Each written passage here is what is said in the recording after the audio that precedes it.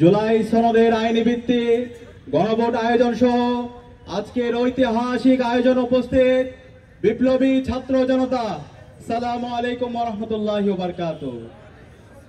সংগ্রামী উপস্থিতি, গুম, খুন, ফ্যাসিবাদ কায়েমের মাধ্যমে বাংলাদেশে খুনি হাসিনা এবং তার দোসররা গত 16 বছরে বাংলাদেশকে একটি অকার্যকর রাষ্ট্রে পরিণত করেছিল।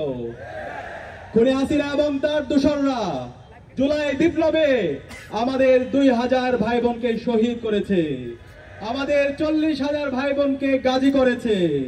আমাদের শহীদদের আত্মত্যাগের মাধ্যমে এবং আমাদের গাজীদের আত্মত্যাগের মাধ্যমে আজকে আমরা ফ্যাসিবাদ মুক্ত বাংলাদেশ পেয়েছি।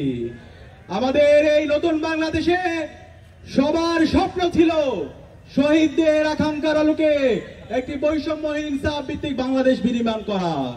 এবং গত 16 বছরে বাংলাদেশে যারা ফ্যাসিবাদ কায়েম করেছে, যারা গুম, খুন, আইনাগর তৈরির মাধ্যমে বাংলাদেশকে একটি ব্যর্থ রাষ্ট্রে পরিণত করেছিল, এই খুনি হাসিনা এবং তার সকল দোসরদের বিচার হবে।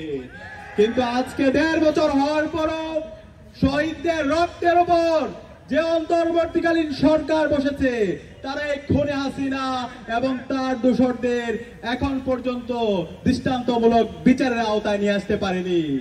আমরা অন্তর্বর্তীকালীন সরকারকে জিজ্ঞেস করতে চাই, গত 1.5 বছর জুড়ে আপনারা কি করেছেন?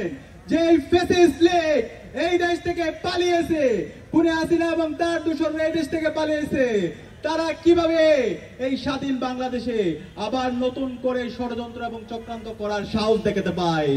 আমি আজকে এই ঐতিহাসিক সমাবেশ থেকে সারা দেশের মুক্তিকামী ছাত্র জনতাকে অনুরোধ করব, এই খুনি হাসিনা এবং তার দোসরদেরকে সমূলে উৎপাদন করতে হবে।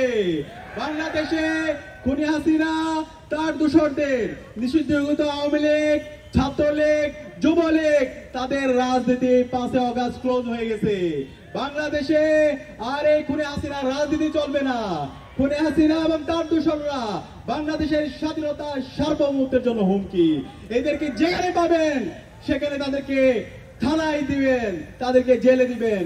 আমি একই সাথে অন্তর্বর্তীকালীন সরকারকে অনুরোধ করব, খুনি হাসিনা এবং তার দোসরদের দ্রুত সময়ের মধ্যে রায় ঘোষণা করতে হবে।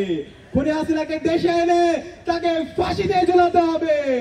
খুনি হাসিনার যত দোসর আছে বিশ্ববিদ্যালয়ে, অ্যাডমিনিস্ট্রেশনে, বিচার বিভাগে, উপদেষ্টাদের মধ্যে যারা ঘাপটি মেরে বসে খুনি হাসিনার পারপাস সার্ভ করছে, তাদেরকে বিচারের আওতায় নিয়ে আসতে হবে।